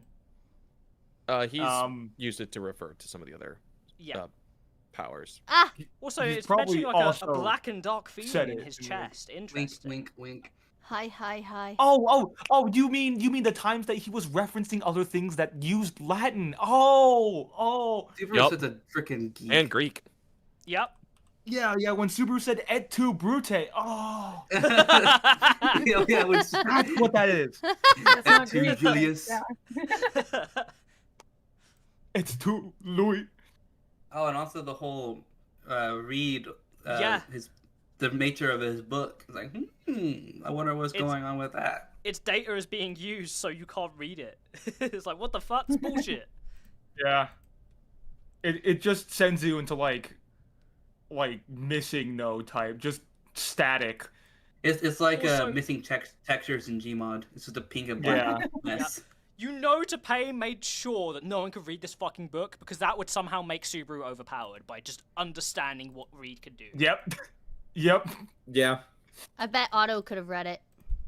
Yeah. Probably. I don't... Uh-huh. Dude, Otto gee. still has the Tome of Wisdom. That's true. Well, at this point Also- in time, he should still be waiting for it to be fixed. Like he's still Yeah. back in Priscilla waiting for it to be fixed up. Yeah, because he Priscilla just just sent an got email. Send an I mean, email. it's been a few months. Like, dude, it's been months. Like, any update on this? It's been 2 months. Yeah, it's a like very complicated magical artifact. It's gonna need a lot of fixing. Yeah. Also, that email has a But 1 he's month still gonna pain send out on an it, email. It's like, so- excuse Yeah, me, 1 sir, month I hate delay. to bother you, but can I please have an update on when there may be a time frame for this being okay? Sorry, Thank you in advance for your months to assistance. arrive. Sure, if you don't The remember, pigeon is or- taking too long. Auto response. We should really be using eagles. Auto's only Our response is, entire please see my city last got email. destroyed. Yeah, please do the last email. As Sorry, per I my lost last the previous email. letter you sent. Also, we are Also, so Cafe, of fucked in this course. tower, by the way. Like, not only Yeah, are the we're fucked. gluttonies on the way, every single bar beast outside is charging through. We're so fucked. Sir, a second We're archbishop so has hit over. the tower. And we win. Oh my god. One power group versus every single mob beast ever. Now, I wonder if Reed Like, could when just Julius Goomba stomp comes in and all of says, them. "Shaw's getting cooked." Maybe it'll be fine. Maybe it'll be fine. We should let Reed Goomba stop them all. What would Julius win? said Shaw is getting cooked. Like, Just that use- alone should just be... use- Just use a command spell on Reed. Be like, you have to help us. Exactly. Rescue. He's not a servant! Whip out your titties. Super 31. Work. What the what? Oh, yeah, distraction. Oh, yeah, that's based on a history. Yeah, that's true. What You're would not win? wrong. A billion Subarus or one of every mob beast? One of every lobbies? No. I'm gonna say a billion Subarus for this one. They can make, Yeah. like, a That's Subaru a- ladder. That's Yeah, that's Subaru a- ladders to Super reach the white whale. We can make a Subaru stack. A We can Subaru make a Megazord. Subaru billion stair. unkillable units with unseen hands and Corleone. Like, they can have all Corleones on one Subaru. Dude, they can make a Subaru stack and then fall over like Jenga pieces and then Oh my collapse God. on all of the mobbies. Just or like condense the, themselves into a Subaru singularity and create a black hole that kills them. Yeah. Whoa. or like the They have Lego to like Death overlap Town. in mass. Returned Of by course, Death triggers like Naruto's clones, where as soon as one dies, the other one Oh gets my the memories God. of all of them. And he instantly just learns how to fight every mob beast. Like the doing that. Avatar? Yeah, like the Avatar. Yeah, like the Avatar. Okay, with that, I think we've got too sidetracked, and we've probably chatted about everything we want to chat about today, unless there's anything else. Like piss. Piss arc! I was gonna say, of course, listen, Tafe I mentioned slips it in another once. he slips in another snide like, oh, but like this seems like a pretty devious setup to just have around. It's just totally an action, but yeah. Fluga could also just be a dick. Have you ever considered the possibility that he's just a massive asshole? Yes! he's just a often. dick. Yeah, I mean, he set up a whole puzzle that only Subaru and maybe Al could figure out. It's like But did At this Flugel point, know it's they would? it's also, did he know that randomly fucking Louis would just be in the Hall of Memories? I'm just gonna go ahead and say yeah to keep up the Flugel's an asshole agenda. I mean, That's true. To prove that Flugel's an asshole, right? Like, he made the tower surrounded by something that made it basically inaccessible for hundreds and hundreds of years. And there have been multiple people that have tried to come into this tower to seek help because the suffering is happening out in the world, and there's probably information Including in there that can help Reinhardt. people, including Reinhardt, who tried to save entirety the of royal Shala's family of the existence. fucking Yeah, I was gonna country. say, literally, Shala Oh, yeah, being Reinhardt. locked away. Yeah, literally Shala's entire existence. I mean, maybe Shala v. he's Reinhardt. like, we already know he's a dick. Is he, you know, Is he was fucking this with one us? also him being a dick? Yeah. Is to pay Flugel. Dun dun dun. That's a self-insert. He does actually. Actually, no. I think it's It's not a self-insert. It's an autobiography. This is what happened This to my all isekai. happened. This totally happened. Draw my life. Funny anecdotes. Tapei does actually have a self-insert isekai. Oh yeah, doesn't he do that with a bunch of isekai? Yeah, authors? so there's a Yeah. light novel called Hitchhiker's Guide to Isekai, and he has a Yeah, written yeah. section in there, and it's him getting isekai'd, and he tries to scam the goddess that's isekai'ing him out of the most powerful powers he can think of. So he spends like hours and hours talking to this goddess and getting everything he can. And then he goes to the world, and then comes back like 10 minutes later, crawling through a portal, being like, "You sent me to the most difficult world!" Why would you? Subaru is like, that's how it feels. Sucks to suck to pay. Yeah. He's literally like, "I got all the cheats, it doesn't mean shit! No!" Get braces, idiot. Serves you right. Get braces, you fuck. Idiot. I Simply still just remember the return it whole up. trivia of him being a butcher, and like he would scream out like Subaru as he's cutting the meat. Yeah. We don't want to order from there. There's a crazy man in there. Pepperoni. Yeah, imagine hearing in the back of the fucking like restaurant or whatever. I mean, you wouldn't have a butcher in the restaurant, but imagine hearing in the back of a restaurant. butcher in a like, The guy keeps making up motivational speeches to say to his meat in the back. It's really weird. Yeah, exactly. He's You can do it, not he's like be looking Subaru. at he's looking at the ground beef. Stand up! Stand up!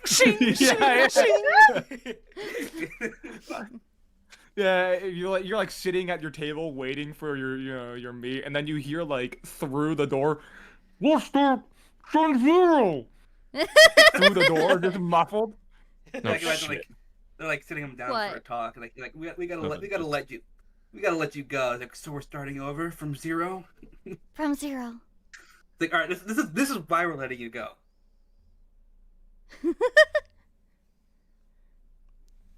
All right, we should probably Wrap call it this. here pretty soon. Yep. Thank you, everyone. Thank you for everyone who joined us today who normally doesn't make it. I see you, Buttercup. Also, for others who come often, welcome back. Thank you, everyone, for being here, and good night, everybody. Good night. Bye.